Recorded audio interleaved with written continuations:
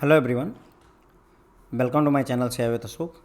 Friends, आज हम rural banking के मॉड्यूल ए में चैप्टर नंबर 3 करेंगे, जो कि है इकोनॉमिक फीचर्स के बारे में। रूरल हमारे देश के इकोनॉमिक फीचर की बात होगी यहाँ पर, ठीक है।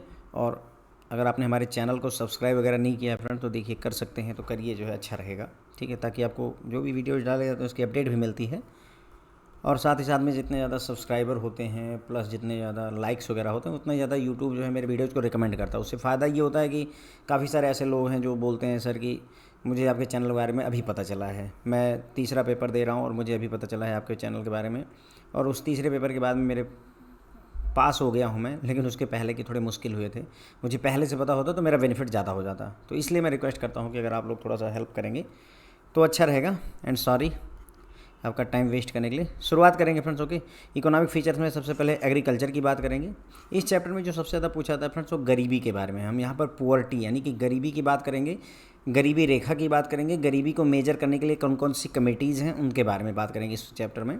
वो बहुत ज़्यादा इंपॉर्टेंट है। आप यकीन मानिए कि शायद ही कोई ऐसा एग्जाम होगा जिसमें पॉवर्टी से रिलेटेड क्वेश्चन ना पूछे जाते हों, ठीक है। तो उसमें पहला टर्म है ग्रॉस वैल्यू एडेड। क्या होता है? जीबीए। अभी हम जीडीपी और जीबीए सब यूज करेंगे, तो जान लीजिए जीबीए क्या होता है। Gross value added is the measure of value of goods and services produced in an area, industry और सेक्टर ऑफ एन इकोनॉमी। तो जितने भी गुड्स और सर्विसेज प्रोड्यूस किए गए हैं एक पर्टिकुलर एरिया में, एक पर्टिकुलर इंडस्ट्री के द्वारा, पर्टिकुलर सेक्टर के द्वारा, या फिर सबको जोड़ लीजिए, एक इकोनॉमी में सबको जोड़ डालिए, तो जितने जो है मतलब गुड्स और सर्विसेज जो है प्रोड्यूस किए गए हैं उनका मेजरमेंट ही, उनको ऐड करना, इकट्ठा करना ही ग्रॉस वैल्यू एडेड कहलाता है, जीबीए कहलाता है, okay. GDP and GVA, gross domestic product यानी जीडीपी, और GVA gross value added. Second decade, अब यहाँ थोड़ा जनरल सी बातें करेंगे हम कि क्या हो रहा है, क्या है ना, कैसे चल रहा है। Second decade of 21st century यानी 21वीं शताब्दी का जो दूसरा दशक था, उसमें सा a growth rate in GDP at constant price. जो जीडीपी कैलकुलेट की गई कांस्टेंट प्राइस पर की गई है, एट आप 5.2% इन 2011-12 यानी 11-12 में, and traversed through the two touch the peak of 8.2% इन 17-18। अब सवाल ये है कि क्या ये डेटा याद रखना है? नहीं, बिल्कुल नहीं याद रखिए। बस आप ये समझिए कि जहां हमारी जीडीपी 5.2% के साथ इंक्रीज कर रही थी 2011 और 12 में, वहीं पर ये 8.2% के साथ इंक्रीज कर रही है या फिर ग्रोथ कर रही है 2017-18 में, ओके। तो ये बात हो गई काम की कि हाँ, हम इंक्रीज कर रहे हैं। However, owing to global economic slowdown and certain domestic factors, the growth rate declined thereafter for the third consecutive year, and in 1920 it has remained at 4.2%। लेकिन अब इकोनॉमिक स्लो डाउन हुआ, कुछ और भी घरेलू factor थे जिनकी वजह से ग्रोथ हमारी डिक्लाइन कर गई, यानी कि जहाँ पर हम 17-18 में 8.2 ग्रो कर रहे थे, वहीं पर हम 19 और 20 में आ करके घट करके 4.2% हमारी जीडीपी ग्रो कर रही है सालाना। इस पर लौट आए। ड्यूरिंग 1920 मतलब 2019 और 20 के दौरान the industry and service sector recorded lower year on year gross value added growth rate, यानी कि 2019-20 के दौरान इंडस्ट्री और सर्विस सेक्टर में जो ग्रोथ हुई है जीबीए की, वो जो है ईयर ऑन ईयर पे लोवेस्ट ग्रोथ, मतलब बहुत ज़्यादा, एक हिसाब से बहुत कम ग्रोथ हुई है। लोवेस्ट नहीं, लोअर ग्रोथ कहेंगे, यानी कि ग्रोथ नहीं हो पाई। कहने मतलब एक हिसाब से देखा जाए 19 और 20 का जो साल है वो अच्छा नहीं है। Slow down in domestic demand, यानी घरेलू मांग में स्लो डाउन हुई है। घरेलू मांग का क्या मतलब है? जैसे हम एसी, मान लीजिए जो है 1 करोड़ लोग एसी खरीदते हैं। अब इस साल पता चला है केवल 20 लाख लोग एसी खरीद रहे हैं क्योंकि मौसम अच्छा है। तो वो चीज़ है कि हमारी घरेलू डिमांड कम है। स्ट्रेस इन एनबीएफसी सेक्टर यानी non banking financial sector, NBFC में stress, decline in credit growth, जो हमारा लोन वगैरह की ग्रोथ है वो भी डिक्लाइन हुई। Have contributed a sluggish growth rate in industry and service sector. तो इन सभी की वजह से क्या है कि जो इंडस्ट्री और सर्विस सेक्टर है उसमें बहुत धीमी गति से तरक्की हुई है। However, agriculture and allied activities showed continuous resilience to slowdown, and GVA for agriculture sector in 2019 and 20 increase from 4% from 2.4% in previous year. मतलब बोल रहे हैं कि यहाँ क्या हुआ कि 2019-20 में इंडस्ट्री और सर्विस सेक्टर की मतलब परेशानी बढ़ी हुई है, ग्रोथ जो है स्लो पड़ गई है। लेकिन एग्रीकल्चर सेक्टर और एलाइड सर्विसेज मतलब जैसे बकरी पालन, मधुमक्खी पालन है ना, ये सारी चीज़ें, बागवानी, मुर्गी पालन, ये सारी चीज़ें जो एलाइड सर्विसेज हैं, मछली पालन, ये सारी चीज़ों में ऐसा नहीं हुआ। वहाँ पर क्या है कि स्लो डाउन का उतना असर नहीं दिखा, स्लो डाउन का उतना ज़्यादा इफेक्ट नहीं दिखाई दिया, बल्कि जो पहले 2.4% सालाना वृद्धि थी वो बढ़ करके जो है GBA 4% हो गया 2019-20 में, यानी बढ़ोतरी हुई। ठीक है, it remained in expansion zone in year 2020-21 also and GBA for agriculture and allied services registered growth of 3%। ये मतलब बढ़त बनी रही, ऐसा नहीं कि घटाव हुआ। और जो है GBA की जो वैल्यू है वो 3% रही 2020-21 में, यानी कि पहले 2.4% थी, फिर ये बढ़ करके 4% हो गई कब, 19 और 20 में। ये 18 और 19 की बात हो रही, और फिर ये 20 और 21 में 3% पर रही। इवन ये 4% से कम है, लेकिन फिर भी अगर देखा जाए तो 2.4 के मुकाबले हम बढ़ोतरी पर ही हैं। However the announcement of multiple package under Atmanirbhar Bharat mission economic activity started to gain traction in the second half of financial year 2021। तो ये बोल रहे हैं कि आत्मनिर्भर भारत मिशन जो पैकेज आया, ये अपना कोविड का भी टाइम है। अगर आप ये ध्यान दोगे, ये जो दौरान चल रहा है ये कोविड का भी टाइम है, कोविड-19 है ना, आया था 2020 में, 19 कहा गया क्योंकि फाइंड आउट किया गया था सन 2019 में मेरे ख्याल से, या जो भी हो कहानी, वहाँ नहीं जाते हैं। आत्मनिर्भर भारत मिशन के जो अनाउंसमेंट किए गए, बहुत अरबों डॉलर का जो है ये पैकेज था, उसकी वजह से क्या हुआ कि जो है फाइनेंशियल ईयर 2021 के सेकंड हाफ में जो है थोड़ा सा इकोनॉमिक गतिविधियों को जोर मिला है। With the size of economy eight 2.9 trillion इन 2019, हमारी जो इकोनॉमी का साइज है 2.9 ट्रिलियन डॉलर है। ठीक है, मोदी जी ने इसको कहा है कि हम 2024-25 तक इसको हम 5 ट्रिलियन डॉलर करने का प्रयास करेंगे। जो हमारा मतलब गवर्नमेंट का जो एजेंडा है, मौके पर गवर्नमेंट में मोदी जी हैं, that's why Modi ji.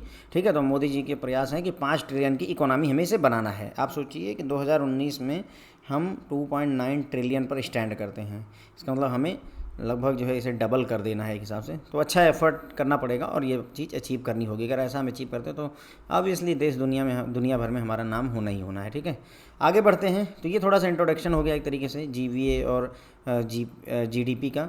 Rural money market की बात करेंगे, फार्मल और इनफार्मल रूरल मनी मार्केट। अब रूरल मनी मार्केट मतलब कि ग्रामीण क्षेत्र में मनी की क्या स्थिति, पैसों की क्या स्थिति है। ठीक है, पैसे कैसे मिलते हैं।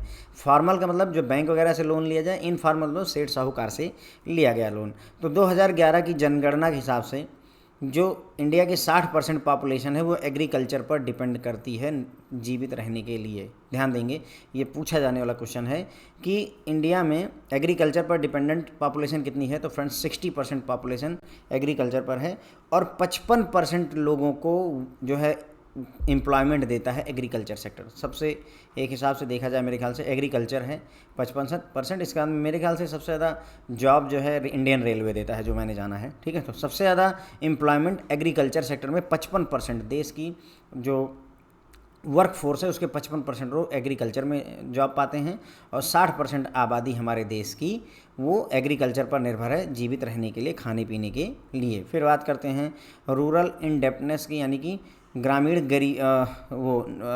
लोन जो लिया होता है, ऋण मतलब जो है उधारी लोन कितना है हमारे ऊपर, उसकी बात हो रही है। India's indebtedness rose sharply in both urban and rural area over the year, with almost a third of rural household and more than fifth of urban home being in debt as on 30 जून 2018। तो यानी जितने भी ग्रामीण house hold हैं उसमें 1/3 मतलब मान लीजिए किसी गांव में 100 घर हैं तो लगभग 33.33 लोगों ने लोन ले रखा है गांव में, और 1/5 यानी कि जो है 100 गाँव में 100 मतलब अर्बन एरिया में 100 घरों में से लगभग 20 घरों ने लोन ले रखा है एज पर 30 जून 2018 की रिपोर्ट के हिसाब से। यानी कि ये है गरीबी, मतलब गरीबी कह रहा हूँ, ये है उधारी का स्तर। Rural indebtedness is drawing the attention of policy makers for last several year. तो जो ये ग्रामीण क्षेत्र में ये जो उधारी है, ये जो है पॉलिसी मेकर्स का ध्यान पिछले कई वर्षों से अपनी ओर अट्रैक्ट कर रही है। एक्सपर्ट ग्रुप बनाया गया इसके लिए RBI के द्वारा, जिसको प्रोफेसर जो है राधाकृष्णन ने हेड किया था। ठीक है, तो एक्सपर्ट ग्रुप बनाया गया RBI के द्वारा, जिसके हेड बनाए गए professor Radhakrishnan. Analyse the rising agriculture indebtedness in the country in 2 dimension. तो इन्होंने एनालाइज किया कि हमारे देश में जो एग्रीकल्चर इंडेप्टनेस है, यानी ग्रामीण क्षेत्र में जो उधारी बढ़ रही है, उसके पीछे 2 कारण हैं। पहला, an agricultural crisis because of low growth and declining productivity. पहली चीज़ तो हमारे देश में एग्रीकल्चर क्राइसिस चल रही है, जिसमें क्या है कि एग्रीकल्चर में हम ज़्यादा ग्रोथ नहीं कर पा रहे हैं और साथ ही साथ में प्रोडक्टिविटी भी घट रही है। जहां हम 10 कुंटल जो है गेहूं उगाया करते थे मान लीजिए 1 बीघे में, वहां पर हम 8 कुंटल 6 कुंटल ही उगा पा रहे हैं, तो ये भी एक बहुत बड़ी प्रॉब्लम है। दूसरा, the an agrarian crisis characterized by rural populations high dependence on farm income. दूसरी जो प्रॉब्लम है वो ये है कि जो रूरल पॉपुलेशन है वो बहुत ज़्यादा खेती की इनकम पर डिपेंड होती है। यानी कि अगर जैसे किसी के पास सोचिए 6 बीघे खेत है, तो उसकी जो कमाई का मूल जरिया है वो 6 बीघे में जो प्रोडक्शन होगा वही होता है, और कोई चीज़ उसका मूल जरिया है नहीं, कहीं और से कोई पैसा नहीं आ रहा है। उसी में जो खेती करेगा, जो उगेगा उसी को बेचेगा, उसी में ही फर्दर जो है मतलब खेती करेगा, यही चलता रहता। तो ये 2 कारण बताए जो है प्रोफेसर राधाकृष्णन ने कि गरीबी मतलब कि लोग कर्जे में क्यों दबे हुए हैं। उसके पीछे कारण ये है, एक तो प्रोडक्टिविटी घटती जा रही है, ग्रोथ उस हिसाब से नहीं हो पा रही जिस हिसाब से होनी चाहिए, और दूसरा रूरल पॉपुलेशन खेती की इनकम पर भी ज़्यादा डिपेंड करता है। दूसरा, अल्टरनेट सोर्स ऑफ इनकम इनके पास नहीं है। ठीक है, तो ये बात हो गई फ्रेंड्स जो है हमारा पूरा एग्रीकल्चर के बारे में। एक बार जो है इसको बहुत फास्ट फॉरवर्ड तरीके से देख लेते हैं। तो इसमें हमने देखा ग्रास वैल्यू एडेड क्या होता है, जितने भी प्रोडक्ट गुड्स और सर्विसेज, प्रोडक्ट या गुड्स एंड सर्विसेज जो भी एक एरिया में, एक इंडस्ट्री में या सेक्टर में प्रोड्यूस किए जाते हैं पूरे साल में, उसे ही ग्रास वैल्यू एडेड कहते हैं। फिर हमने देखा कि जीडीपी हमारी पहले जहां 2010 और 11 में 11-12 में 5.2 थी, वही 17-18 में 8.2 पर पहुंच गई। लेकिन ग्लोबल इकोनॉमिक स्लोडाउन हुआ और बहुत सारे डोमेस्टिक फैक्टर है, जिसकी वजह से 19-20 में ये 8.2 से घटकर 4.2 रह गई है। ठीक है, उसके बाद 2019-20 के दौरान जो जीबीए की ग्रोथ थी वो भी लोअर रही है ईयर ऑन ईयर ग्रोथ। ठीक है, डोमेस्टिक डिमांड में कमी होना, नॉन बैंकिंग फाइनेंशियल सेक्टर का परेशानी में रहना, क्रेडिट ग्रोथ यानी कि लोन में कम लोगों द्वारा लोन लिया जाना, ये सारे कारण थे इसके। ठीक है, उसके बाद में लेकिन एग्रीकल्चर और एलाइड सर्विसेज को अगर देखा जाए तो इनके जीबीए में इम्प्रूवमेंट हुआ है। पहले 2.4 था, 19-20 में ये बढ़ करके 4% हो गया, 20 और 21 में ये 3% रहा। जब आत्मनिर्भर पैकेज आया तो उसकी वजह से इकोनॉमिक एक्टिविटी थोड़ा बढ़ना शुरू हुई। फाइनेंशियल ईयर 2020-21 के सेकंड हाफ में इकोनॉमी का साइज हमारा जो है 2.9 ट्रिलियन का है 2019 में। इसे 2024-25 तक 5 ट्रिलियन का करने का इरादा है गवर्नमेंट ऑफ इंडिया का। ठीक है, रूरल मनी मार्केट की बात करेंगे तो फॉर्मल और इनफॉर्मल रूरल मनी मार्केट है। अब आप देख रहे होंगे यहाँ मनी मार्केट की कोई बात नहीं हुई, सीधे हम लोग जो है चले आए इस पर, क्योंकि मैंने हर वो चीज़ जो बहुत ज़रूरी नहीं उसको हटा दिया है, बस केवल काम की बात रखी। तो इसमें मुझे काम का सिर्फ यही लगा कि जो हमारा एग्रीकल्चर है, मतलब जो है हमारे देश की 60% पॉपुलेशन ऐसी है जो एग्रीकल्चर पर निर्भर करती है जीवित रहने के लिए, और 55% जो वर्क फोर्स है उसका 55% एम्प्लॉयमेंट जो है एग्रीकल्चर सेक्टर में ही पाता है। फिर हमने रूरल उधारी की स्थिति देखी, तो जो है हमने ये जाना कि जो रूरल हाउस होल्ड में हर तीसरा घर, 1/3 घर जो है उधार लिए बैठा है, और अर्बन एरिया में 1/5 घर यानी कि हर 5वां घर जो है उधार लिए हुए बैठा है। रूरल जो ये उधारी है, इसकी वजह से जो हमारे पॉलिसी मेकर्स हैं उनका ध्यान इसकी तरफ बहुत ज़्यादा है कि हमें इसको घटाना है। इसीलिए आरबीआई ने एक जो है एक्सपर्ट ग्रुप बनाया, जिसको हेड किया था प्रोफेसर राधाकृष्णन ने। उनका काम था कि एग्रीकल्चरल सेक्टर में इतनी ज़्यादा उधारी क्यों है, यानी कि लोग दूसरे से कर्जा क्यों ले रहे हैं, उसको पता करने के लिए। तो उन्होंने बताया कि 2 वजह हैं। पहली बात तो ये कि एग्रीकल्चर क्राइसिस से हम गुजर रहे हैं, जिसमें ग्रोथ बहुत कम है और प्रोडक्टिविटी भी घट रही है। साथ ही साथ में उन्होंने ये भी कहा कि जो रूरल पॉपुलेशन है वो फार्म हाउस की या फार्म की इनकम पर बहुत ज़्यादा डिपेंड करती है, खेती की इनकम पर ही आपकी डिपेंडेंसी है। अब आप खेत में जो बोएंगे उसी से ही जो पैसा निकलेगा उसी से ही आपको ज़िंदगी बितानी है, इस वजह से भी मतलब उधारी ज़्यादा हो रही है। फिर आता है दूसरा टॉपिक, रूरल पॉवर्टी यानी कि ग्रामीण गरीबी की बात करेंगे। Growth is not the sole objective of economic policy. अब ये कहना है कि किसी भी इकोनॉमिक पॉलिसी का उद्देश्य केवल जो है आगे बढ़ना नहीं, हमारी जीडीपी 8% बढ़े, 15% बढ़ जाए, यही नहीं उद्देश्य होना चाहिए, बल्कि लोगों को, सोसाइटी को, समाज के लोगों को उसका फ़ायदा मिलना चाहिए, असली उद्देश्य ये होना चाहिए। It is necessary to ensure that benefits of growth accrue to all sections of society. ये ज़रूरी होता है कि जो ग्रोथ हुई है उसका बेनिफिट सोसाइटी के हर वर्ग को मिलना चाहिए। इरेडिकेशन ऑफ पॉवर्टी इज दस एन इम्पॉर्टेंट ऑब्जेक्टिव। तो गरीबी को ख़त्म करना, हटाना, इसलिए इंपॉर्टेंट ऑब्जेक्टिव हो जाता है इकोनॉमिक पॉलिसी का। Human being need a certain minimum consumption of food and non food item to survive. अब इन्होंने कहा कि ह्यूमन बीइंग को जिंदा रहने के लिए, सर्वाइव करने के लिए कुछ फूड और नॉन फूड आइटम मिनिमम चाहिए ही चाहिए। जैसे हमें रोटी, कपड़ा और मकान जो बोलते नहीं, वो मिनिमम रिक्वायरमेंट होती ही होती है। However perception regarding what constitute poverty varies over time and across country. लेकिन मतलब गरीबी किसे कहेंगे उसके लिए समय के हिसाब से और कंट्री के हिसाब से चीज़ें बदलती रहती हैं। किसी देश में गरीबी किसी और बात को माना जाता है, हमारे देश में अलग है ना, ये बोल रहे हैं।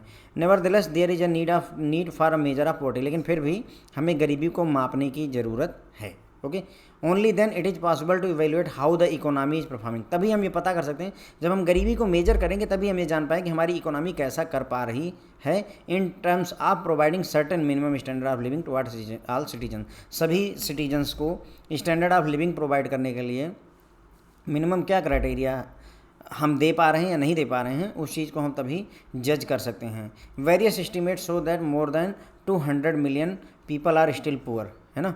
बहुत सारे एस्टिमेट्स ऐसे हैं जो दिखाते हैं कि 200 मिलियन लोग जो है अभी भी गरीब हैं। 200 मिलियन लोग, सोचिए आप, ये बहुत बड़ा नंबर है।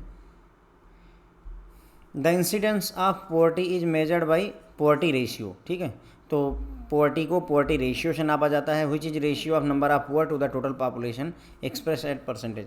कितने लोग गरीब हैं? 200 लोग गरीब हैं। कुल कितने लोग हैं? 1000 लोग हैं इंटू 100, ये हो गया पॉवर्टी रेशियो। 20% लोग जो है गरीब हैं, यही बोलते हैं। इसे हेड काउंट रेशियो भी कहा जाता है। चाहे पॉवर्टी रेशियो कहिए चाहे हेड काउंट रेशियो कहिए, बात एक ही है। Poverty ratio is measured from an exogenously determined poverty line quantified in terms of, यानी कि इसमें गरीबी को पॉवर्टी लाइन से मापा जाता है, ठीक है। इसमें नापते क्या हैं? पर capita consumption expenditure over a month. एक महीने में कितना जो है खर्चा हो रहा है पर व्यक्ति, उसे ही मापा जाता है। Poverty is easy to perceive but difficult to precise about. मतलब गरीबी को परसीव करना आसान है, देखोगे तो लगेगा हाँ ये व्यक्ति गरीब है, लेकिन अगर आपसे कहा जाए कि किसको गरीब मानोगे तो उसको प्रिसाइजली बता पाना थोड़ा मुश्किल हो जाता है। मतलब कहने का ये है, हम देखते हैं तो हाँ ये गरीब है वो गरीब है लगता है, लेकिन एक्चुअल में गरीब कौन है ये डिफाइन कर पाना थोड़ा सा मुश्किल टास्क होता है। There is a need to distinguish the rural poverty line from urban poverty line and then need to work out state specific poverty line. ये बोल रहे हैं कि आवश्यकता है कि हम रूरल पॉवर्टी लाइन को अर्बन पॉवर्टी लाइन से अलग करें और साथ ही साथ में स्टेट वाइज भी पॉवर्टी लाइन अलग अलग होनी चाहिए। मतलब कहने का ये है कि अगर सोचो कि हमने ये कहा कि जो व्यक्ति 200 रुपये पर डे कमाता है वो गरीब नहीं है, 200 से कम कमाने वाले गरीब हैं, तो ये ज़रूरी नहीं है। ये रूरल एरिया के लिए अलग होगा डेफिनेशन, अर्बन के लिए अलग होगा, और फिर ये राज्यों में भी बदलेगा। हो सकता है किसी राज्य में आपको 200 रुपये में भरपेट खाना मिल जाए, हो सकता है कोई ऐसा राज्य हो या ऐसा कोई शहर हो जहाँ 200 रुपये में आपको कुछ भी उतना खाने को ना मिले, डिपेंड करता है। तो वही बोल रहे हैं बेसिकली जो है। देखिए basically there are 3 component poverty line. गरीबी रेखा को मेजर करने के लिए 3 कंपोनेंट होते हैं बेसिकली। पहला फूड कंपोनेंट, जो आप खाते हैं, ठीक है, फूड कंपोनेंट पहला आपका हो गया जो आप खाते हैं। दूसरा है expenditure for essential non food item. उसके बाद में जो दूसरा है मतलब आप खर्चा करें नॉन फूड आइटम पर, खाने वाली चीज़ें तो नहीं हैं लेकिन आवश्यक चीज़ें हैं, जैसे एजुकेशन शिक्षा ज़रूरी है, क्लोथिंग कपड़े ज़रूरी है, कन्वीनियंस मतलब यात्रा करना आवश्यक है, हाउस में रहते हैं तो रेंट देना आवश्यक है। तो ये सारी चीज़ें बेसिक नीड हो गई आपकी, जैसे रोटी कपड़ा और मकान मैंने बोला, तो ये सारी चीज़ों को आप इसेंशियल नॉन फूड आइटम मान सकते हैं। किसको? कपड़ा और मकान को। वही चीज़ हो रही कि पढ़ाई बच्चों की, अपनी क्लोथिंग, यात्रा के लिए गाड़ी वगैरह, हाउस रेंट, ये सारी चीज़ें जो है आपका इसेंशियल एक्सपेंडिचर हो गए नॉन फूड के। उसके अलावा कुछ तीसरा जो आता है, ये फूड हो गया, ये नॉन फूड लेकिन इसेंशियल एक्सपेंडिचर। इसके अलावा behaviourally determined expenditure for other non food item. अब इसके अलावा इतने में ही नहीं काम चलता है कि हाउस रेंट दे दिया, एजुकेशन करवा दी, बच्चों कपड़े खरीद दिए, कन्वीनियंस कर दी, इतने से काम नहीं चलेगा। कुछ और नॉन फूड आइटम है जो और चाहिए होते हैं, लेकिन वो बिहेवियरली डिटरमाइंड होते हैं। मतलब कहने का व्यक्ति टू व्यक्ति बिहेवियर अलग होता है। राज्य, हर राज्य का अलग अलग बिहेवियर हो सकता है, वहाँ के लोगों का बिहेवियर अलग होता है। 3 आइटम हैं, 3 कंपोनेंट है पॉवर्टी लाइन के। फूड कंपोनेंट, दूसरा non food item but essential expenditure for essential non food item, और तीसरा behaviourally determined expenditure for other non food item. ठीक है, आगे बढ़ते हैं। कॉन्सेप्ट ऑफ रूरल पॉवर्टी की बात करेंगे, ग्रामीण गरीबी की कॉन्सेप्ट की बात करेंगे। Poverty is a state or condition in which a person or community lacks the financial resources and essential for a minimum standard of living।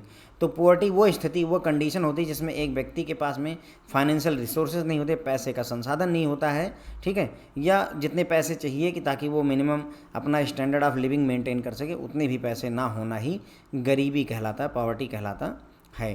Poverty would means that income level from employment is so low that the basic human needs can not be met. मतलब कहने गरीबी का ये मतलब हो कि आपका income जो हो रहा है, जो भी काम आप कर रहे हैं, एम्प्लॉयमेंट जो भी कर रहे हैं, उससे आपकी इनकम इतनी हो रही है, इतनी कम है कि आपकी जो बेसिक ह्यूमन नीड्स हैं, बुनियादी आवश्यकताएं हैं, वो रोटी कपड़ा और मकान, वो भी आपकी पूरी ना हो पाएँ। That is poverty. जैसे लोगों के पास घर नहीं है, मतलब छप्पर ऊपर के साथ रह रहे हैं, तो वो पॉवर्टी ही है ना।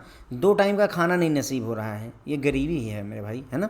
ठीक है, तो ये सारी यही है गरीबी का मतलब है। ठीक है, श्री महेश व्यास जो कि MD थे centre for monitoring Indian economy, CMIE, centre for monitoring Indian economy, Shri Mahesh Vyas has defined poverty as, इन्होंने पॉवर्टी की डेफिनेशन दी, the inability of household to meet its current consumption expenses with its current income. जो आपके current में खर्चे हैं उसको अपनी करंट की इनकम से जब मीट नहीं कर पाते हैं तो वही आपका गरीबी कहलाता है, वही आपकी पॉवर्टी कहलाती है। आपके खर्चे 500 रुपये के महीने में है, मिनिमम बोल रहा हूँ, और आप कमा पा रहे हो 300 रुपये ही महीने का, तो इसका मतलब आप गरीबी में जी रहे हो। यानी कि आपकी जो करंट कंजम्पशन एक्सपेंस है, यानी कि जो कंजम्पशन मतलब जो आप कंज्यूम करेंगे, खाएंगे पिएंगे कपड़ा पहनेंगे जो भी है ना, तो वो चीज़ की ज़रूरत आपकी इनकम से नहीं पूरी हो पाती, तो इसका मतलब पॉवर्टी होता है। In this approach there are no need to define a minimum consumption basket of the poor. अब ये जो अप्रोच है महेश व्यास की, इसमें हमें कोई जो है मिनिमम कंजम्पशन बास्केट नहीं डिफाइन करने की ज़रूरत है।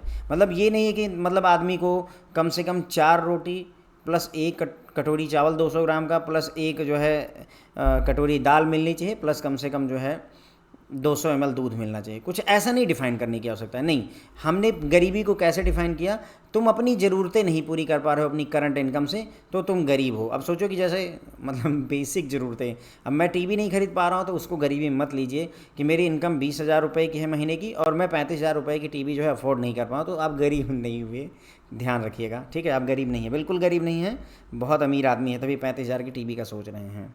बट फिर भी इन्होंने ये कहा कि मतलब बस तुम अपनी करंट इनकम से अपनी बेसिक जो ज़रूरतें हैं उन्हें नहीं पूरी कर पा रहा तो तुम्हें गरीब माना जाएगा। One way of measuring poverty is using concept of poverty line. तो गरीबी को मापने का एक तरीका है गरीबी लाइन को मापना। ठीक है, estimated number of person below the poverty line will be identified as poor. Sorry, जो व्यक्ति अब इस जो ऐसे ही हमने पॉवर्टी लाइन डिसाइड कर दी, अब जिस व्यक्ति की इनकम इससे नीचे है उसे गरीब माना जाएगा, इससे ऊपर वाले को पॉवर्टी लाइन से ऊपर माना जाएगा ना। BPL इसीलिए कॉन्सेप्ट है, बिलो पॉवर्टी लाइन बोलते हैं। BPL कार्ड होल्डर्स होते हैं, उनको ज़्यादा सुविधाएं मिलती हैं। ओके, तो ये सारी बातें तो बोल रहे हैं कि गरीबी को नापने के लिए तरीका है गरीबी रेखा को नापा जाए। Several attempts were made to define poverty line. अब गरीबी रेखा को डिफाइन करने के लिए बहुत सारे अटेम्प्ट किए गए हैं, जिनमें ज़्यादा जोर मेनली इनकम और कंजम्पशन को रिलेवेंट वेरिएबल मान करके, यानी कि कितना कमाता है कितना खर्चा करता है, इसी बात को ज़्यादा जोर दे करके पॉवर्टी लाइन को डिफाइन करने की कोशिश की गई है। High population growth rate is one of the major reason of poverty in India. अब गरीबी हमारे देश में क्यों है उसके बहुत सारे कारण हैं और कुछ कारण यहाँ गिनाए जा रहे हैं आपको, जिसमें से पहला है कि भाई हमारी पॉपुलेशन की ग्रोथ ज़्यादा है जिसकी वजह से हमारे पास गरीबी ज़्यादा है। दूसरा, भाई ग्रोथ रेट ज़्यादा है, इलिटरेसी रेट हाई है, हेल्थ केयर फैसिलिटी कमज़ोर है, फाइनेंशियल सर्विसेज का फाइनेंशियल रिसोर्सेज का एक्सेस की कमी है, इन सभी वजहों से भी गरीबी बढ़ती है। Also high population growth affects the per capita income and makes the per capita income even lower. ज़्यादा पॉपुलेशन बढ़ेगी तो पर कैपिटा इनकम घटेगी और कम हो जाएगी। देखो जैसे भाई अगर मैं सोचो 10,000 रुपये कमाता हूँ, कितना 10,000 रुपये, और घर में 2 सदस्य हैं तो मेरी पर कैपिटा इनकम कितनी हुई 5,000 रुपये। लेकिन अब मैं 10,000 रुपये कमाता हूँ और घर में 10 सदस्य हैं तो पर कैपिटा इनकम कितनी हो गई 1,000 रुपये, है ना। कमाया मैंने 10,000, सदस्य बढ़ने की वजह से जो है पर कैपिटा इनकम घट गई। तो वही अपनी देश की आबादी के साथ हो रहा है कि पॉपुलेशन बढ़ती है जिसकी वजह से पर कैपिटा इनकम घटती है।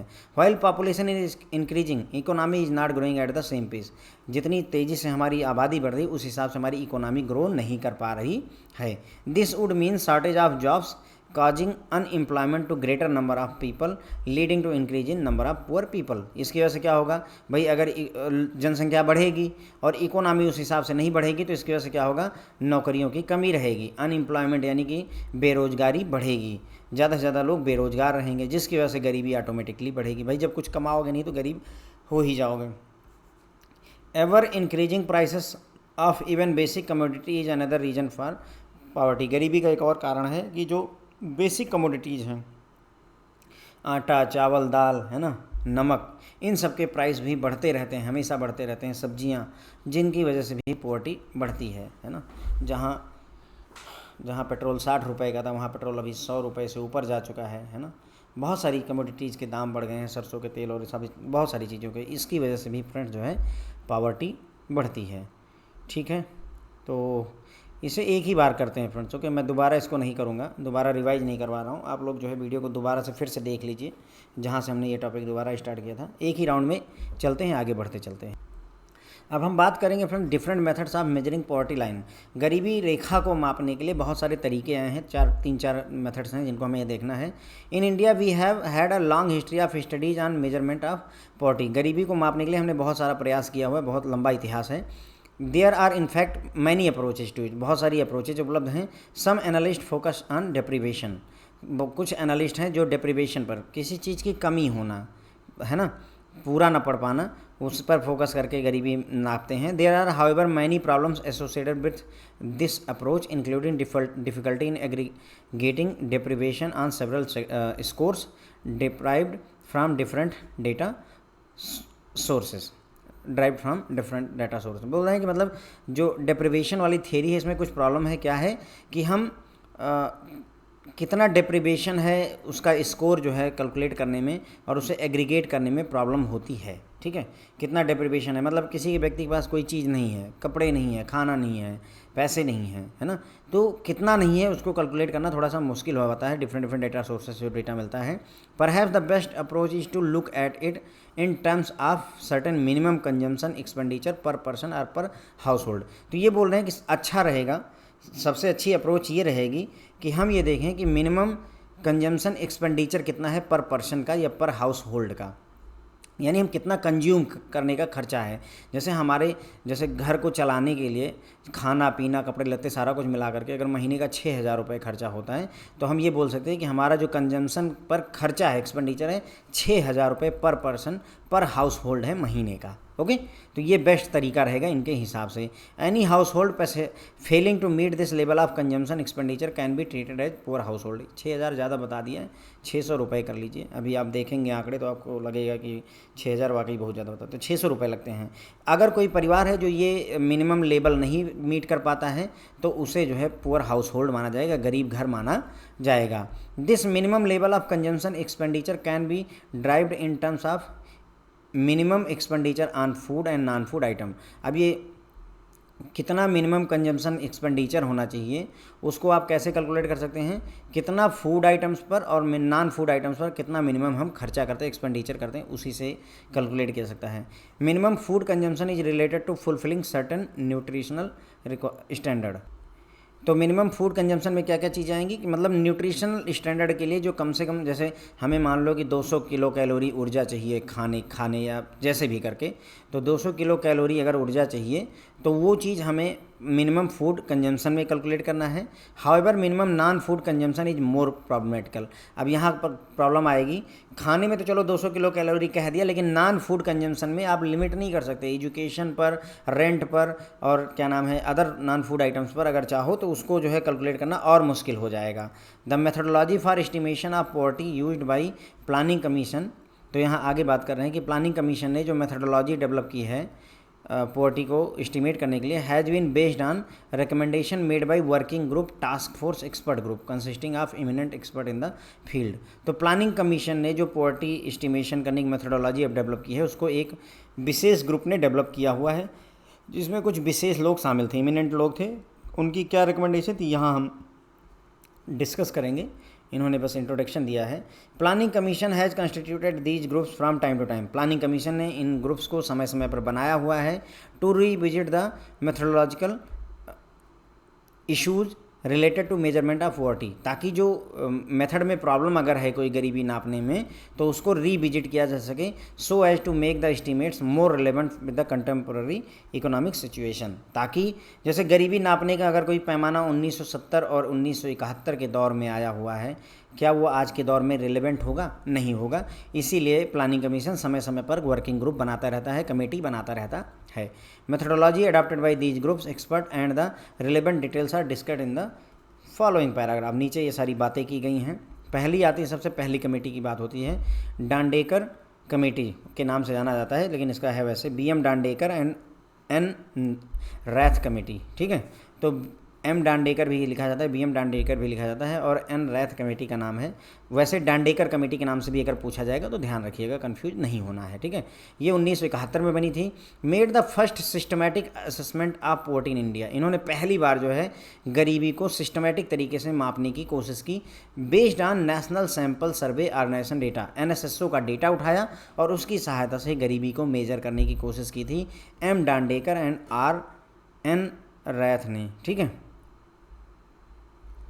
Unlike previous scholar who had considered subsistence living or basic minimum needs criteria as measurement of poverty line, this expert group was in the view that poverty line must be derived from expenditure that is adequate to provide 2250 calorie per day in both rural and urban areas. तो मतलब पहले जो कमेटियाँ बनी थी वो क्या करते थे, मिनिमम नीड पर ध्यान दिया करते थे। इन्होंने कहा कि मतलब जो है हम जो 2250 कैलोरी ऊर्जा पर डे अगर कोई व्यक्ति इतना कमाता है कि 2250 कैलोरी ऊर्जा अपने लिए कंज्यूम कर सके, ग्रामीण क्षेत्र हो और चाहे अर्बन एरिया हो, तो उसे हम गरीबी में नहीं मानेंगे। ठीक है, expenditure based poverty line estimation generated a debate on minimum calorie consumption norms. अब एक बार आपने ये कहा कि 2250 कैलोरी ऊर्जा पर्याप्त है, तो उसकी वजह से बहस छिड़ गई कि मिनिमम कैलोरी कंजम्पशन कितना होना चाहिए। बवाल कटा होगा, 1970-71 के न्यूज़पेपर में दिखाई देगा, अभी तो नहीं दिखाई पड़ेगा। Expert group was in the view that rural dwellers and urban dwellers would required annual income of 170 रुपये 80 पैसे पर ईयर अर्बन एरिया में और 271 रुपये 40 रुपये पर ईयर रूरल एरिया में चाहिए होता है। सॉरी, ये रूरल का है, ग्रामीण में कम चाहिए, अर्बन में ज़्यादा चाहिए। ठीक है, तो ग्रामीण में यानी सोचो आप 1970-71 की मैं बात कर रहा हूँ, 1970-71 की मैं बात कर रहा हूँ, 170 रुपये 80 पैसे जो व्यक्ति पूरे साल में ग्रामीण क्षेत्र में कमा लेता था उसको गरीब नहीं माना जाता था। मैं इसीलिए कह रहा था ना 600 रुपये पर व्यक्ति बहुत ज़्यादा हो जाए, 6000 तो बहुत ज़्यादा हो गया। सोचिए 170 रुपये पूरे साल में, अगर आप 170, लेकिन बात भी 70-71 की है।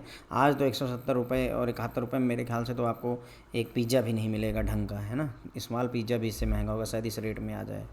271 रुपये जो कमाता था अर्बन एरिया में। डॉलर की बात क्यों की गई, डॉलर ये जो रेडी वाले होते हैं, क्योंकि भैया गरीबी नापी जा रही तो उसमें अमीरों को थोड़ी ना, टाटा और अंबानी को नहीं नापेंगे, उसमें ठेला लगाने वाले, रिक्शे चलाने वाले, इन्हीं को नापा जाएगा। ओके, तो ये हो गई बात।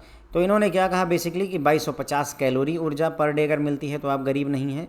लेकिन इन्होंने रूरल और अर्बन एरिया को अलग नहीं किया था, सबके लिए एक ही बात कर दी थी। और दूसरा इन्होंने कहा, ये फिगर्स थोड़ा सा इंपॉर्टेंस रख सकते हैं, क्योंकि अगर जैसे इन्होंने डांडेकर कमेटी के बारे में पूछा तो बात ही क्या करेंगे ना। ठीक है, the group concluded that based on it's evaluation 40% of rural resident and 50% of urban resident were below the poverty line in 60-61। इनकी गणित के हिसाब से गांव क्षेत्र में 40% आबादी गरीबी रेखा के नीचे थी और 50% आबादी, 50% आबादी गरीबी रेखा के नीचे थी अर्बन एरिया में, और ये रूरल एरिया की स्थिति थी। 1961 की हमारी स्थिति ये है। ठीक है, फिर आती है अगली कमेटी, बनती है अलग कमेटी। कौन सी? अलग कमेटी। इसको जो है हेड किया था डॉक्टर YK अलग ने। ये 79 में आई थी, वो मेरे ख्याल से 1971 में, 79 में आई थी। Constructed A poverty line for rural and urban area on the basis of nutritional requirement and related consumption expenditure. तो इन्होंने जोर दिया न्यूट्रिशन पर और अदर रिलेटेड कंजम्पशन पर। लगभग वही बात हो रही है, न्यूट्रिशन का मतलब वही फूड आइटम हो गए, अदर कंजम्पशन का मतलब नॉन फूड आइटम हो गए। Poverty estimates for subsequent year were to be calculated by adjusting the price level of inflation. लेकिन उन्होंने ये बात कही, अलग कमेटी ने ये कहा कि भाई अभी मैं जैसे पोवर्टी एस्टीमेट कर दे रहा हूँ 170 रुपये, लेकिन अगले साल 170 मत रखिए, इसको जो है इन्फ्लेशन यानी महंगाई के हिसाब से इसको बढ़ा लीजिए। अगर महंगाई बढ़ती है तो इसको 190 रुपये और बढ़ती है 210 रुपये करते हुए चलिए। That was the recommendation of अलग कमेटी। ठीक है, फिर आती है लकड़वाला कमेटी। ये सबसे ज़्यादा मेरे ख्याल से पूछी जाती है, तो रघुराम वाली पूछी जाती है।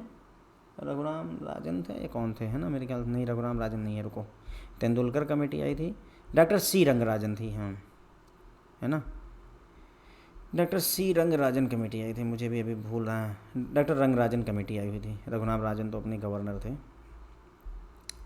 ठीक है, तो हम लकड़वाला कमेटी की बात करने जा रहे हैं फ्रेंड। देखिए, task force chaired by D.T. Lakadwala, based on the assumption that the basket of goods and services used to calculate consumer price index industrial worker CPI IW, consumer price index agriculture laborer AL reflect the consumption parameter of poor। तो DT. Lakdawala ने ये कहा कि जो CPI होता है consumer price index industrial worker के लिए और एग्रीकल्चर लेबरर के लिए, ठीक है। तो इंडस्ट्रियल वर्कर को अर्बन में रखा और एग्रीकल्चर लेबरर को रूरल में रखा, और इसी की सहायता से ही इन्होंने गरीबी रेखा को कैलकुलेट करने की कोशिश की, ठीक है। He made the suggestion that consumption expenditure should be calculated based on calorie consumption as earlier, जैसे पहले हम कैलोरी कंजम्पशन के हिसाब से करते थे उसी हिसाब से करेंगे। That state specific poverty line should be constructed and these should be updated using CPI IW and CPI AL। CPI IW use की जाएगी अर्बन एरिया में और AL इन रूरल एरिया, ठीक है। That discontinuation of scaling of poverty estimates based on national account statistics. तो साथ ही साथ में इन्होंने कहा कि जो हम नेशनल अकाउंट स्टैटिस्टिक्स का एस्टीमेट लिया करते थे पॉवर्टी के लिए, उसको भी डिसकंटिन्यू कर दिया जाएगा। तो कहने मतलब इन्होंने किया क्या, देखो जो ये कमेटी थी, अलग कमेटी थी, उसने कहा कि जो है मतलब जैसे कैलोरी के हिसाब से हम कैलकुलेशन पहले भी कर रहे थे ना, इससे भी पहले जो कमेटी आई थी ये वाली डांडेकर कमेटी के हिसाब से हम कैलोरी के हिसाब से कैलकुलेशन कर रहे थे। तो इसने भी कहा, ये अपना लकड़वाला कमेटी ने कि तुम करो, कोई दिक्कत नहीं है, मतलब जो है कैलोरी के हिसाब से कैलकुलेशन करो, लेकिन बस रूरल को अलग कैलकुलेट करो और अर्बन को अलग कैलकुलेट करो। अब इसको अलग अलग करने के लिए क्या करेंगे हम कि गुड्स एंड सर्विसेज का बास्केट, मतलब consumer price index industrial worker के लिए जो भी गुड्स और सर्विसेज इसमें इंक्लूड होती वो अर्बन एरिया के लिए ले लो, और एग्रीकल्चरल लेबरर के लिए जो होती हैं इसे रूरल एरिया के लिए ले लो, यूज कर लो, और फिर जो है आप गरीब रेखा का कैलकुलेशन करें, ठीक है। ये कहा इन्होंने। तेंदुलकर कमेटी आती है, सुरेश तेंदुलकर हैं, प्लानिंग कमीशन ने एक्सपर्ट ग्रुप बनाया सुरेश तेंदुलकर की उसमें अध्यक्षता में 2009 में बनी ये। To review methodology for poverty estimation and to address the following shortcoming of the previous method, तो ताकि गरीबी को फिर से नापा जा सके, मेथडोलॉजी को चेंज किया जा सके, और जो कमियां थी पहले वाले मेथड्स में, नीचे दे रखी हैं कुछ कमियां थी पिछले मेथड्स में, उसको भी दूर किया जा सके।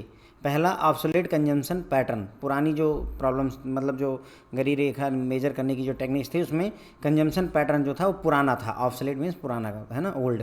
Consumption patterns were link to 1973-74 poverty line basket PLB, यानी मतलब कहने का कंजम्पशन पैटर्न को जो भी मेजरमेंट करने के लिए, चाहे वो जो भी कमेटी है, लकड़वाला कमेटी तक भी आई, तो वो भी कंजम्पशन जो लिंक बास्केट थी, सॉरी कंजम्पशन लाइन बास्केट थी, 1973-74 वाली ही यूज करते रहे, जबकि साल आ चुका था 2008 और 9 का जब ये कमेटी बनाई जा रही है, ओके।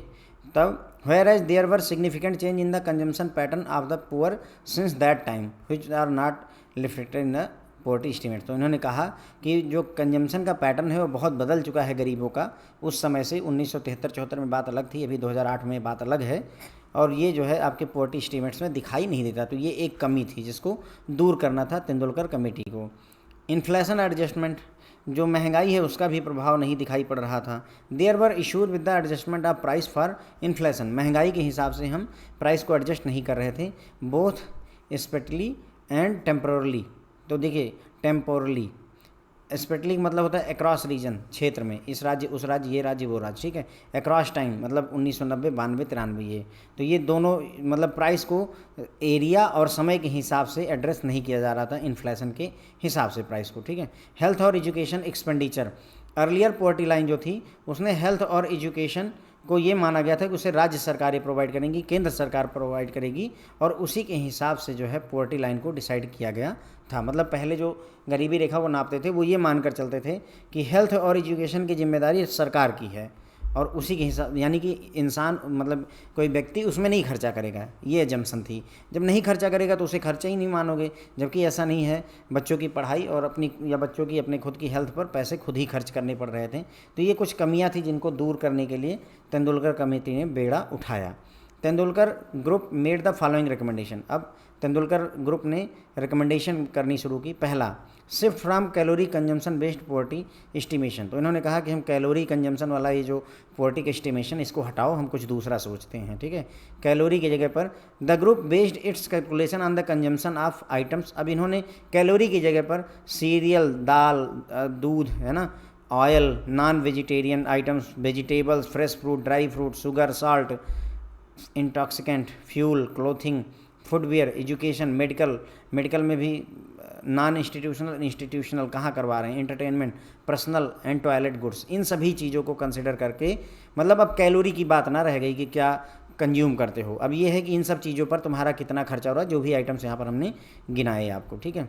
उसके बाद में यूनिफॉर्म पॉवर्टी लाइन बास्केट की इन्होंने बात की। अनलाइक अलग कमेटी क्या थी, वो कहती थी कि जो है पॉवर्टी लाइन जो बास्केट होगी रूरल एरिया के लिए और अर्बन एरिया के लिए अलग अलग होगी। Tendulkar committee computed new poverty line for rural and urban areas of each state based on the uniform poverty line basket and found that all India poverty line 2004-05 जो है इतने रुपए per capita per month in rural area थी और इतना रुपए per capita per month जो है अर्बन एरिया में थी। तो तेंदुलकर कमेटी ने क्या कहा कि अगर कोई जो है हर महीने ग्रामीण क्षेत्र में 446 रुपये 68 पैसे कमाता है तो वो गरीबी रेखा से ऊपर है, और 578 रुपये 80 पैसे अगर अर्बन एरिया में कमाता है तो वही पॉवर्टी लाइन से ऊपर चला जाता है। This was the recommendation of Tendulkar committee. ये फिगर्स इंपॉर्टेंट हो सकते हैं, थोड़ा ध्यान रख करके जाइएगा। Private expenditure, incorporation of private expenditure are health and education while estimating poverty. तो तेंदुलकर कमेटी ने ये कहा कि सरकारें पैसा खर्चा करेंगी जो है हेल्थ और एजुकेशन पर, हम ये नहीं मानेंगे, बल्कि गरीबी जब हम कैलकुलेट करेंगे तो जो ये एक्सपेंडिचर आप कर रहे हो हेल्थ पर और एजुकेशन पर, इसको हम अपने में शामिल करके चलेंगे। प्राइस एडजस्टमेंट प्रोसीजर, जो हमने आज बता दिया कि गरीबी रेखा इतने पर डिसाइड हो रही है, ये 2004 और 5 की बात है, ये 2023 और 24 में वैलिड नहीं होगी, इसीलिए प्राइस को एडजस्ट करना जरूरी है, यही बोल रहे हैं। The committee also recommended a new method of updating poverty line. इसने मेथड दिया कि हम पॉवर्टी लाइन को अपडेट करेंगे। Adjusting for change in the price and pattern of consumption, ठीक है, using the consumption basket of poor close to the poverty line. जो poverty line के करीब लोग हैं उनके कंजम्पशन बास्केट को देखा जाएगा और उसके हिसाब से उसमें प्राइस और पैटर्न ऑफ कंजम्पशन में चेंजेस करके हम पॉवर्टी लाइन को अपडेट करेंगे, ताकि ये स्पेटल और टेम्पोरल जो इशू है उसको एडजस्ट किया जा सके। स्पेटल क्या था, जगह के हिसाब से, है ना, और टेम्पोरल था टाइमिंग के हिसाब से। यहाँ ये एक जगह जिक्र हुआ था, यहाँ है ना, स्पेटल इशू था अक्रॉस रीजन क्षेत्रों में और टेम्पोरल अक्रॉस टाइम समय में, ठीक। आगे बढ़ते हैं। फिर आता है मिक्स्ड रेफरेंस पीरियड की बात की। ध्यान दीजिएगा, इस पे क्वेश्चन पूछे जा सकते हैं आपके, ठीक है। क्वेश्चन तो किसी भी पूछे जा सकते हैं आपसे। तो पहला जैसे कि मतलब कैलोरी बेस्ड जो कंजम्पशन मेथड था उसको जो है तेंदुलकर कमेटी अपनाना नहीं चाहती थी, बल्कि इसने फ्यूल, क्लोथिंग, फुटवेयर, इन सब पर जो एक्चुअल खर्चा होता है उसको माना। दूसरा, पॉवर्टी लाइन बास्केट की बात की इन्होंने, इसमें इन्होंने कहा कि 446 रुपये 68 पैसे जो पर मंथ कमाता है रूरल एरिया में, एंड 578 रुपीज़ 80 पैसे जो पर कैपिटा कमाता है पर मंथ, यानी पर person per month urban area में कमाता है, उससे गरीब नहीं माना जाएगा।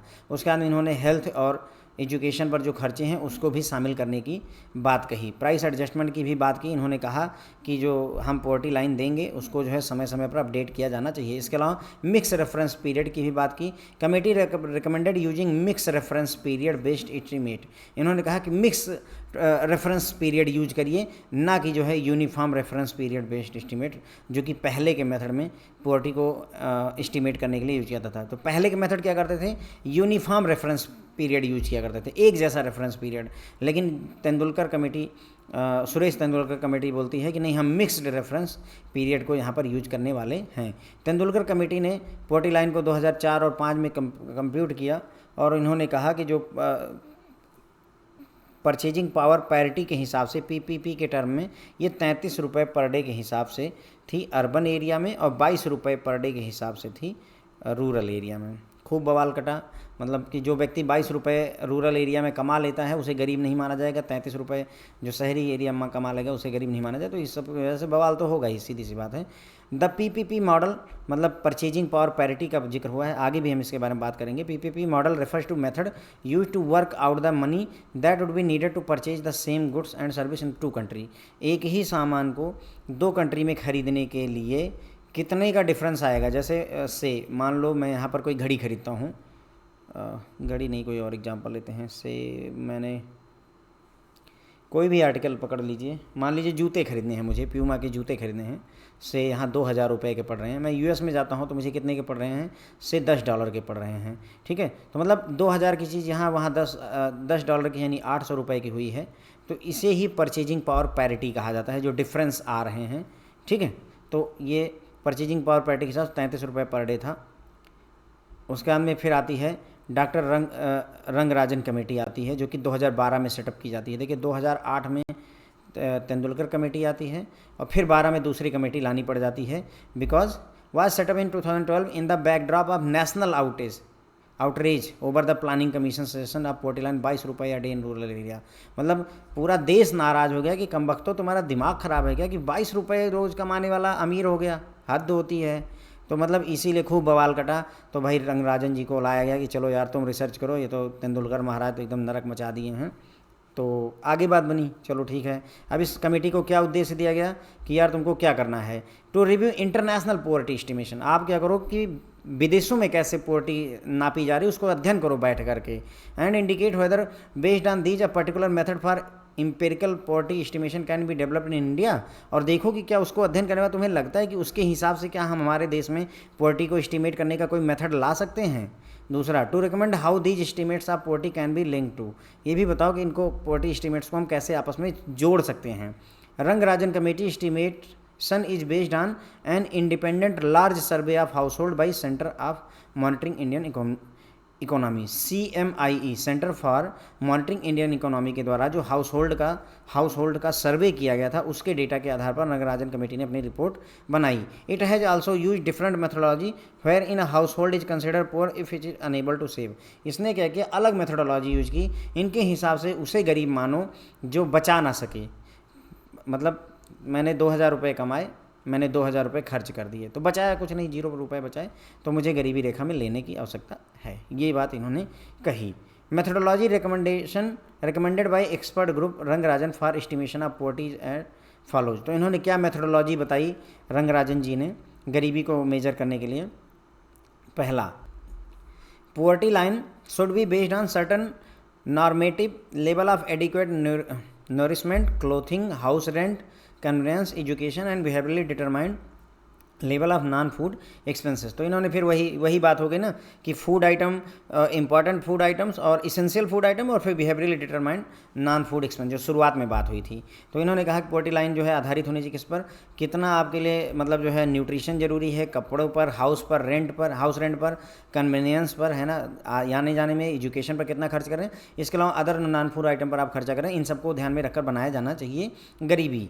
Expert group Rangarajan computed the average requirement of calories, protein and fats. इन्होंने कैलोरी की, प्रोटीन की, फैट की कितनी नीड है उसको भी कैलकुलेट किया, बेस्ड ऑन ICMR का जो डेटा था। ICMR हमने अभी यहाँ देखा, सॉरी ICMIE देखा था। ICMR का जो डेटा था, differentiated by age, gender and activity for all India rural and urban region to derive normative level of nourishment. तो इन्होंने कैलोरी कितनी चाहिए, कितना प्रोटीन चाहिए, कितना फैट चाहिए, अर्बन एरिया के लिए, रूरल एरिया के लिए कितना चाहिए, age wise, gender wise, activity wise, ये सारा कैलकुलेट करने की इन्होंने कोशिश की। किसने? रंगराजन ने। और फिर इन्होंने बताया कि accordingly energy requirement workout 2155 kilo calorie पर पर्सन पर डे चाहिए ग्रामीण क्षेत्र में, और 2090 किलो कैलोरी पर पर्सन पर डे चाहिए अर्बन एरिया में। इन्होंने बताया, मेरे ख्याल से पहले व्यक्ति हैं जिन्होंने गरीबों के लिए कोई वैल्यू ज़्यादा रखी, और गरीबों मतलब सॉरी बात तो गरीबों की हो रही है, रूरल एरिया के लिए ज़्यादा वैल्यू रखी और अर्बन एरिया के लिए कम वैल्यू रखी। अदरवाइज़ आप देखोगे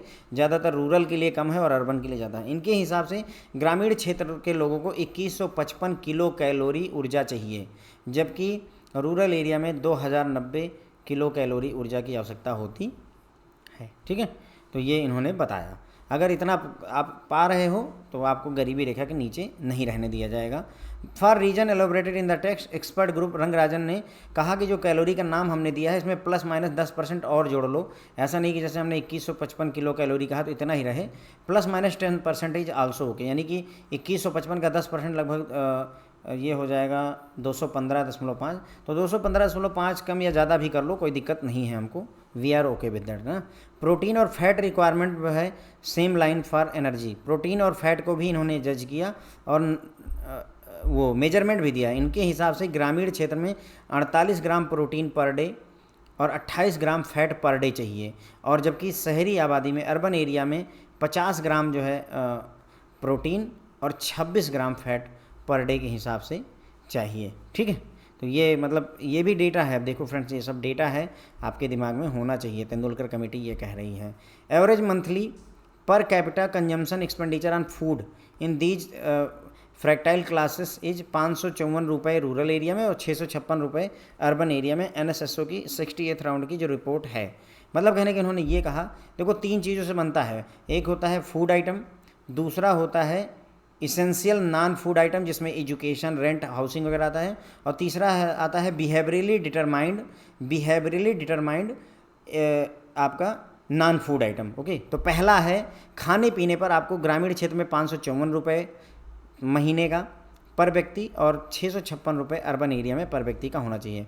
values of clothing expenses, rent, convenience, यही essential non food item, and education expenses are treated as normative requirement for basic non food expenses for clothing, housing, mobility, education. Mobility मतलब यहाँ से वहाँ जाने आने का, वही convenience of poverty line basket. तो ये बोल रहे हैं कि 141 रुपये पर मंथ रूरल एरिया के लिए और 407 रुपये अर्बन एरिया के लिए ये हो गई।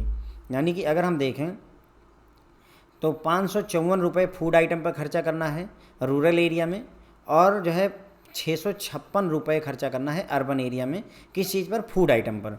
फिर आया कि 141 रुपये हम खर्चा करेंगे किस पर? क्लोथिंग वगैरह, क्लोथिंग, बच्चों की पढ़ाई, अपनी हाउसिंग, हाउस रेंट है ना, एजुकेशन, मोबिलिटी, इन सब पर 141 रुपये, और जबकि शहरी एरिया में ये चीज़ 407 रुपये चाहिए होती है। ठीक है, उसके बाद में इन्होंने फिर आगे ऑब्जर्व किया कि अदर नॉन फूड एक्सपेंसेस जो हैं, ठीक है, उनको भी शामिल किया जाए, तो ये 227 रुपये, वही बिहेवियरल वाले, तो 227 रुपये रूरल एरिया के लिए, यानी 227 रुपीज़ रूरल एरिया के लिए, और 344 रुपये अर्बन एरिया के लिए, ये डिसाइड हुआ।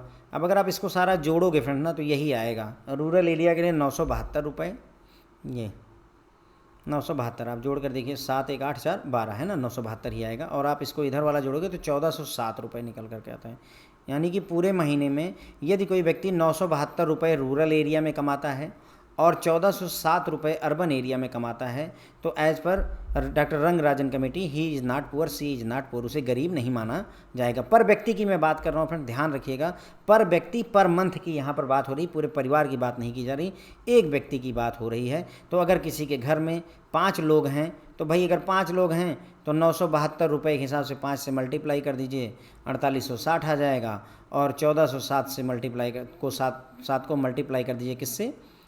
इसे मल्टीप्लाई कर देंगे हम 5 से, 5 लोग हैं तो 7035 रुपये अर्बन एरिया में आ जाएगी। कोई नई बात नहीं है, 5 से मल्टीप्लाई करने में कोई रॉकेट साइंस नहीं आपको सिखा रहा हूँ, ये बस एग्जांपल दे रहे हैं कि यदि परिवार में 5 सदस्य हैं तो उस परिवार को कम से कम महीने में 4860 रुपये, और जबकि शहरी क्षेत्रों में 60,035 रुपये कमाना ज़रूरी है। पर मंथ है ना, ध्यान रखना, पता नहीं साल ना हो जाए, क्योंकि जिस हिसाब से डिसाइड ये लोग करते हैं साल भी कह सकते हैं, कोई बड़ी बात नहीं है। ठीक है, फिर कहानी हो गई इतनी।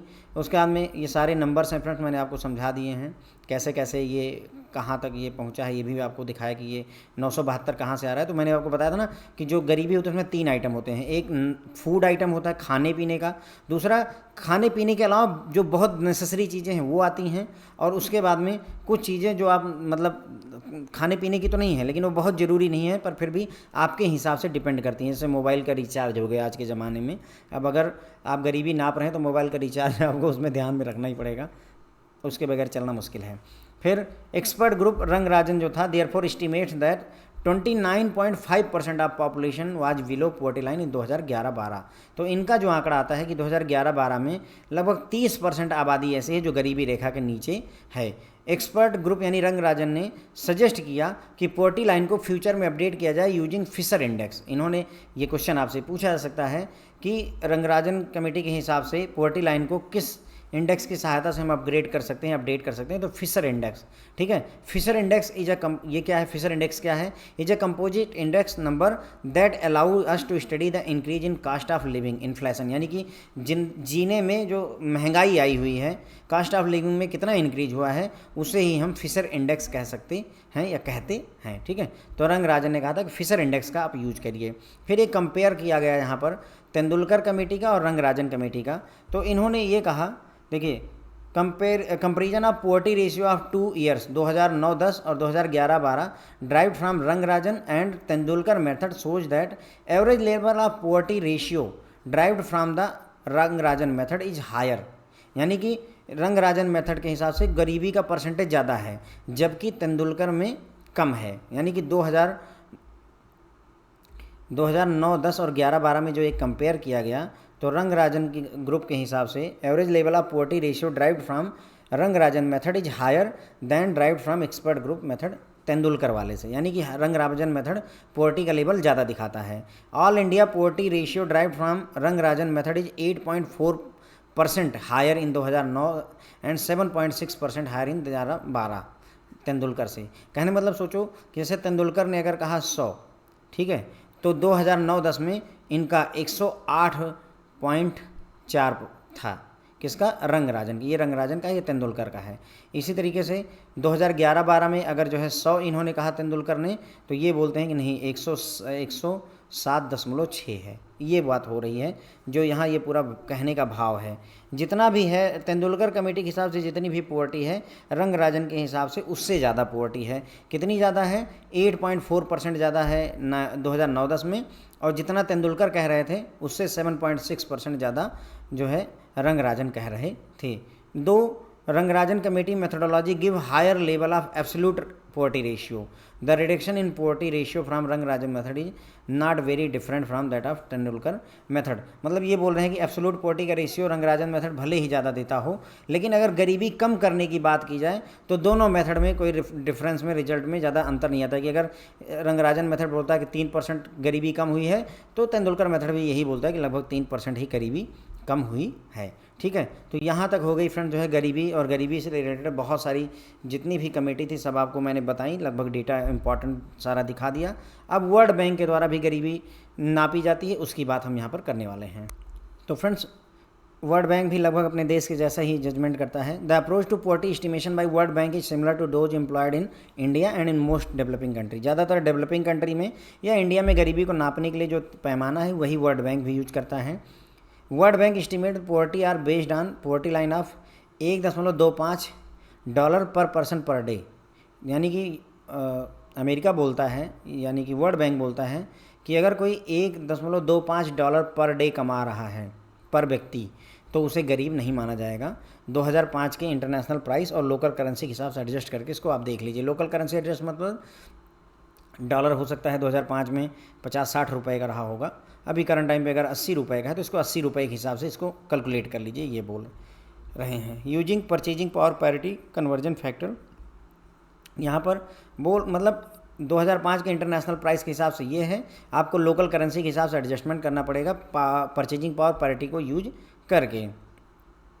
इन terms of latest set of PPP value, World Bank 2014, national poverty line for of the planning commission for 2011-12 after adjusting it to Indian currency using PPP conversion factor is 1.94 a day.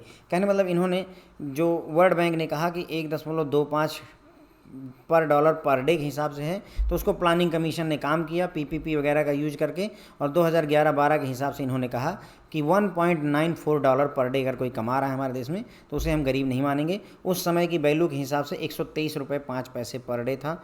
2011-12 की ये बात हो रही है। अभी मेरे ख्याल से $2 की वैल्यू 80 रुपये के हिसाब से 160-60 रुपये के आसपास पहुंच जाएगी, लेकिन at that time it was 2011-12 में 1.90 का मतलब 123 रुपये 5 पैसे 50 पैसे पर डे के हिसाब से था, जो कि 81 रुपये से ज़्यादा था। यानी कि इन्होंने $1.25 से बढ़ा करके 1.90 या 94 डॉलर कर दिया था, $1.94 पर डे कर दिया था। किसने? ये हमारे प्लानिंग कमीशन ने। ठीक है, फिर आगे बात बढ़ती है। ये हमने बात कर ली किसकी? वर्ल्ड बैंक की गरीबी नापने का। फिर SDG सस्टेनेबल डेवलपमेंट गोल्स। ठीक है, SDG ये जो है आपका 17 है टोटल मिला करके, ध्यान रखिएगा। Sustainable development goals, world has witnessed the adoption of sustainable development goals in September 2015 which replace the millennium development goals MDG। यानी कि MDG को रिप्लेस किया गया और SDG लाए गए, सस्टेनेबल डेवलपमेंट गोल्स को लाया गया, जो कि अगले 15 वर्षों के लिए है। इसमें इंटरनेशनल कम्युनिटी और नेशनल गवर्नमेंट को मतलब जो है गाइड किया जाएगा ताकि सस्टेनेबल डेवलपमेंट को अचीव किया जा सके। United nation general assembly UNGA ने 17वीं सेशन जो हुई थी सितंबर 2015 में, उसने ये कहा कि हम 17 जो SDG हैं उनका सेट एक्सेप्ट करेंगे और 169 MDG यानी कि 169 मिलेनियम डेवलपमेंट गोल्स जो थे which were going to end in 2015 and aim to work an area which could not be completed earlier. जो हम अचीव करने की कोशिश कर रहे हैं उसे पहले नहीं किया गया। मतलब यहाँ कहने का क्या है कि United nation general assembly UNGA की जो 17वीं सेशन हुई थी सितंबर 2015 में, उसमें इन्होंने कहा कि हम 17 SDG एक्सेप्ट करने जा रहे हैं, सस्टेनेबल डेवलपमेंट गोल, और 169 MDG को भी एक्सेप्ट करेंगे। MDG मिलेनियम डेवलपमेंट गोल जो कि ख़त्म होने जा रहे थे 2015 में, लेकिन अब उनको ख़त्म नहीं किया जाएगा। हम ये टारगेट भी रखेंगे, 169 MDG गोल हैं और 17 SDG गोल हमारे पास हैं। ओके, उद्देश्य क्या है सस्टेनेबल डेवलपमेंट गोल का? जो बातें आपके दिमाग में आती हैं कि दुनिया में नहीं होनी चाहिए, गरीबी नहीं होनी चाहिए, जेंडर इनइक्वालिटी नहीं होनी चाहिए, उसके बाद में पानी की सुविधा होनी चाहिए, शुद्ध ऑक्सीजन होनी चाहिए, है ना, सामाजिक मतलब जो है बोलने की आज़ादी होनी चाहिए, सामाजिक प्रतिष्ठा होनी चाहिए। मतलब जितने भी शब्द आपके दिमाग में आएंगे लगभग सारी चीज़ें हैं। पॉवर्टी इरेडिकेशन, इनइक्वालिटी से लड़ना, टेररिज्म से लड़ना, जेंडर इक्वलिटी को बढ़ावा देना, वुमेन को एम्पावर करना, है ना, उसके बाद में economic activity, social, environment dimension, इन सभी में सस्टेनेबिलिटी लाना, ये सारी चीज़ें। तो MDG मिलेनियम डेवलपमेंट जो गोल थे, the sustainable goal were adopted after one of the largest consultation exercise in UN history. तो MDG को तो ऐसे हल्के में ले लिया गया था, एक्सेप्ट कर लिया गया था, लेकिन जो SDG हैं सस्टेनेबल डेवलपमेंट गोल्स हैं, इसके लिए बहुत लंबा चौड़ा कंसल्टेशन, मतलब बहुत सारी मीटिंग्स वगैरह हुई हैं। उसके बाद यानी कि यूनाइटेड नेशन की हिस्ट्री में सबसे लंबा कंसल्टेशन SDG के लेकर के ही हुआ है, तब जाके इसको अडॉप्ट किया गया है। जून 2012 में यूनाइटेड नेशन जनरल असेंबली ने के ओपन ग्रुप ने प्रपोज किया SDG covering a broad range of sustainable development issues, जैसे पॉवर्टी को ख़त्म करना, भूखमरी को मिटाना, हेल्थ और एजुकेशन को बढ़ावा देना, सिटीज़ को मोर सस्टेनेबल बनाना, क्लाइमेट चेंज से जो है लड़ना, ओशन और फॉरेस्ट को बचाना। तो इन सभी चीज़ों के लिए जून 2012 में SDG को प्रपोज किया था यूनाइटेड नेशन की जनरल असेंबली ने। SDG जो है 2015 में आए हैं और 2030 तक वैलिड हैं, 15 साल के लिए ये आए हुए हैं। ठीक है फ्रेंड, तो इसी के साथ में जो हमारा यहाँ पर चैप्टर के जो मेन टॉपिक्स थे, पॉइंट्स थे, वो सारे ख़त्म हो जाते हैं। कुछ टर्म्स हम यहाँ पर देखेंगे अब जो है, a few terms we will discuss about, जैसे करंट अकाउंट डेफिसिट क्या होता है, GDP क्या होता है, GNP क्या होता है। ओके, तो करंट अकाउंट डेफिसिट की अगर हम बात करें तो किसी भी कंट्री का करंट अकाउंट में क्या चीज़ आती हैं, जितना भी हम इंपोर्ट करते हैं, जितना भी हम एक्सपोर्ट करते हैं। ठीक है, तो हमें फ़ायदा कब होगा, जब हम ज़्यादा चीज़ें एक्सपोर्ट करें और कम से कम चीज़ें इंपोर्ट करें। लेकिन है ऐसा नहीं, हमें ज़्यादातर चीज़ें इंपोर्ट करनी पड़ती हैं। सोचो हमें 200 रुपये का इंपोर्ट करना पड़ता है, तो अब हम एक्सपोर्ट केवल करते हैं 120 रुपये का ही। अब क्या हुआ, इससे 80 रुपये का घाटा हुआ ना हमें। भाई 200 रुपये का सामान खरीदा और 120 रुपये का बेचा, तो सीधी सी बात 80 रुपये घाटा हुआ। यही है करंट अकाउंट डेफिसिट। जो हमारा करंट अकाउंट है वो हमेशा घाटे में ही चलता है। अभी हम इतना नहीं एक्सपोर्ट कर पाते हैं जितना हम इंपोर्ट करते हैं। अगर ये हम बराबर भी कर पाएँ तो भी हमारे लिए अच्छा रहेगा, हमारे देश के लिए अच्छा रहेगा। GNP gross national product, GDP और उसमें नेट इनकम फ्रॉम अब्रॉड को जब जोड़ दिया जाता है ना, नफिया है ना, नेट इनकम फ्रॉम अब्रॉड से जब जोड़ दिया जाता है तो उसे GNP बोलते हैं। GDP ग्रॉस डोमेस्टिक प्रोडक्ट होता है, total value of goods and services produced with in an economy in a year. जितने भी गुड्स और सर्विस प्रोड्यूस किए गए हैं एक इकोनॉमी में पूरे साल के अंदर, उसे ही जीडीपी बोला जाता है। परचेजिंग पावर पैरिटी की बात हुई थी। Purchasing power parity is the measurement of prices in different countries that uses the prices of specific good to compare the absolute purchasing power of the countries currency. किसी country की currency की absolute power कितनी है उसी को calculate करना ही purchasing power parity का काम होता है। जैसे मैंने आपको बताया था प्यूमा के जूते यहाँ 2000 रुपये के हैं, वहाँ पता चलता है कि $20 के हैं, तो $20 यहाँ के हिसाब से 1600 रुपये का हुआ ना। तो एक तरीके से अगर देखा जाए तो हम अब किसकी क्षमता ज़्यादा है, एक हिसाब से देखो डॉलर यहाँ ज़्यादा स्ट्रांग हो रहा है ना, क्योंकि $20 में आप जूता खरीद पा रहे हो, यहाँ हमें 2000 रुपये लगाने पड़ रहे हैं। सेल्फ हेल्प ग्रुप की बात करेंगे, एसएचजी की बात करेंगे, तो it is a group of people who have come together for mutual help, saving, utilisation, credit dispensation among themselves. तो सेल्फ हेल्प ग्रुप का मतलब होता है ऐसा एक ग्रुप बनता है जिसमें लोग आपस में जुड़ते हैं, सेविंग करते हैं, एक दूसरे को लोन वगैरह देते हैं ताकि सब मिलजुल करके आगे बढ़ सकें। इसे एसएचजी कहा जाता है। जनरली इसमें 10 से लेकर 20 तक मेंबर होते हैं। इसमें पंचसूत्र का पालन किया जाता है। रेगुलर सेविंग करनी होती है, रेगुलर जो है मीटिंग करनी पड़ती है, रेगुलर क्रेडिट यानी रेगुलर मेरे ख्याल से लोन देते हैं, रेगुलर अकाउंट रखना चाहिए और रेगुलर रिकवरी होनी चाहिए। ये 5 सूत्र होते हैं सेल्फ हेल्प ग्रुप के। चलिए ठीक है, तो यहीं पर ये जो छोटे छोटे टॉपिक्स थे, पॉइंट्स थे, वो हमने कवर कर दिए हैं। अब हम बढ़ते हैं, एमसीक्यू देख लेते हैं, 3-4 हैं। Which observation is incorrect based on your perception about GDP and GBA formation. तो जीडीपी और जीबीए के बारे में कौन सा गलत है, तो ये वाला गलत है भैया, जो है इनकरेक्ट बताना है आपको। GBA, in comparing GDP and GBA, we can say that GDP is a better measurement of economic welfare of the population because it include all primary incomes। तो हम ये नहीं कह सकते GDP और GBA में सबसे अच्छा GDP है, ऐसा हम नहीं कह सकते हैं। Which observation made here under synchronized with the findings of All India Debt and Investment Survey। तो All India Debt and Investment Survey के हिसाब से कौन सा सही है? Average amount of debt among urban households are more than those among rural household। यानी इनके हिसाब से जो अर्बन हाउस होल्ड हैं उनकी जो उधारी है वो ग्रामीण हाउस होल्ड से ज़्यादा है, ये बात सही है। ठीक है, किस कमेटी ने जो है एडवोकेट किया था कि मिक्स रेफरेंस पीरियड यूज किया जाना चाहिए as opposed to uniform reference period. तो ये सुरेश तेंदुलकर कमेटी ने मिक्स रेफरेंस पीरियड की बात की थी, एक बाकायदा हेडिंग थी अगर आपने देखा होगा तो। ठीक है, which statement lack precision as per your understanding of SDG and MDG adopted by UN as a universal call to action to end poverty, protect to planet, ensured by 2030 all people enjoy peace and prosperity। तो minimum development goal, millennium development goal replaces the sustainable development goal, इनके हिसाब से कौन सा precision में lag करता है? ये बोल रहे हैं कि मिलेनियम डेवलपमेंट गोल जो है रिप्लेस कर रहे हैं SDG को, तो ऐसा नहीं है, बल्कि SDG जो है MDG को रिप्लेस कर रहा है ना। सस्टेनेबल डेवलपमेंट गोल लाए गए थे ताकि मिलेनियम डेवलपमेंट गोल को हटाया जाए, उन्हीं को रिप्लेस किया जाए, तो ये उल्टा लिखा हुआ है, तो ये प्रिसीजन में कमी है। ठीक है फ्रेंड, तो बस इसी के साथ में हमारा ये लेक्चर यहीं पर ख़त्म होता है। मैंने इसमें रिवाइज नहीं करवाया है, तो आप मुझे बताएं कि कैसा लगा आपको ये लेक्चर पढ़ के। Thank you so much.